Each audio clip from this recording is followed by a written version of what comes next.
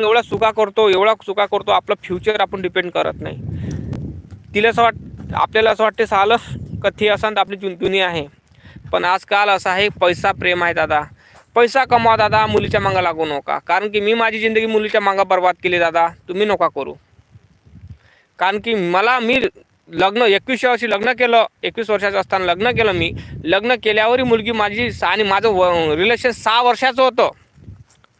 का सांगू तुम्हाला, प्रेम माझं 6 वर्षाचं होतं. 6 वर्षाचं प्रेम पण सोडून जाऊ शकतो का? माझा क्वेश्चन आहे हा, तुम्ही उत्तर देऊ शकाल मला?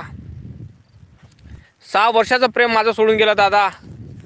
तर साला हे आताचे लंडुरे 1-1 वर्षाचे, 2-2 महिन्याचे, 3-3 महिन्याचे प्रेम करतात. म्हणतात की बाबा माय प्रेम लय आहे, माय प्रेम लय आहे तिच्यावर. अबे 6 वर्षाचं प्रेम नाही माय टिकलं. तुमचं लंडुरे होते 2-3 दिवसाचं प्रेम टिकणार तुमचं? अशक्यच आहे दादा.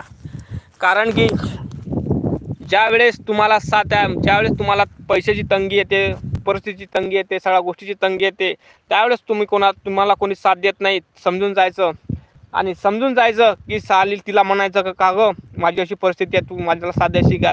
एकच सांगतो की तुमच्यासाठी ते दुसरा बकरा धुंडणं चालू करेल का नाही. हा भिकार चोट झाला, तिला सोडून द्या, दुसऱ्याला पाहू आपण.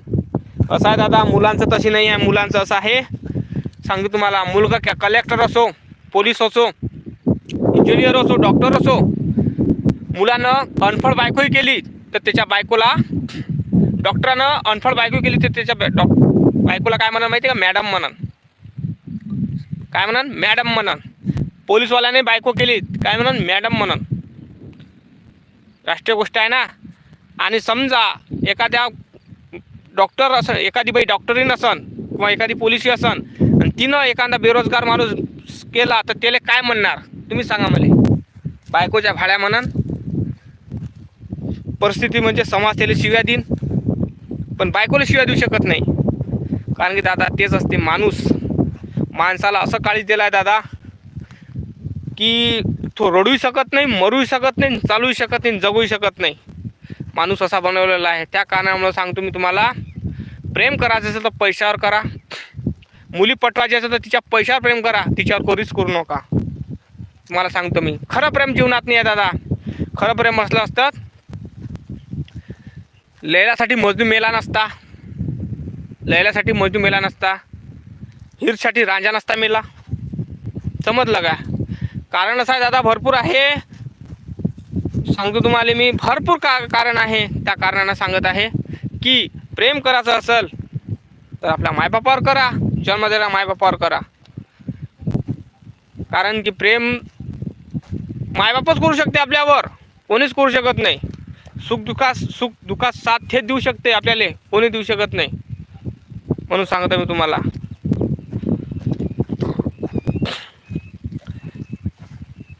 प्रेम करायचं असेल तर मायबापावर करा दादा. भलत्या कोणावर करू नका. कारण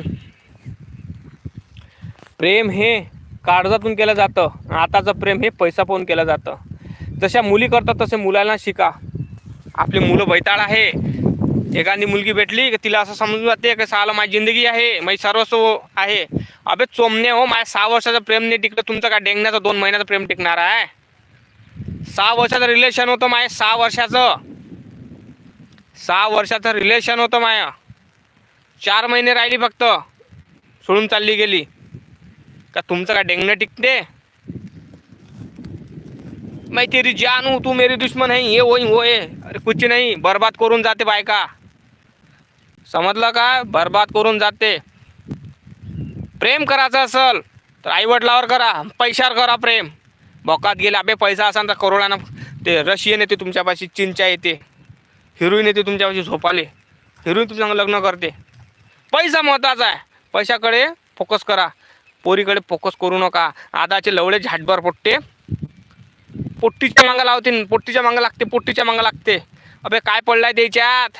एवढ्याच ह्या जागेत काय पडलाय? ह्या जागेत काही डेंगणं नाही पडलाय. आपल्या आजानं दादानं बर्बाद झाला याच्यावर. हे मार्केटमध्ये 300 रुपयात भेटते. हा भामटा 3,000 रुपये खर्च करून तिले भेटायला जाते. म्हणजे किती भामटा असन हा पोट्टा आहे नाही काय?